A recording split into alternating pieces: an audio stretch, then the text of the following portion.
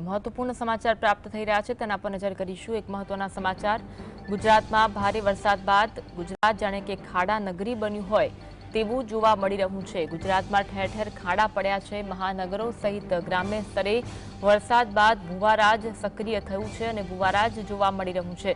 અનેક સ્થળોએ મસમોટા ખાડા તંત્રની બેદરકારીની ચાડી ખાઈ રહ્યા છે। તંત્ર કેટલું બેદરકાર છે તેની ચાડી ખાઈ રહ્યા છે। અમદાવાદના એપ્રિલ પાર્ક ખોખરા ખાતે ખાડાઓનો રસ્તો બન્યો છે।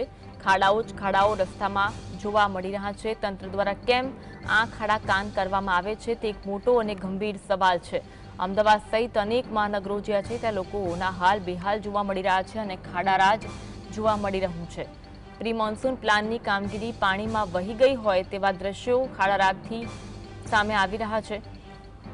તંત્ર ક્યારે ખાડા પૂરી લોકોને હેરાનગતિમાંથી મુક્તિ કરાવશે તે એક વેધક સવાલ બન્યો છે।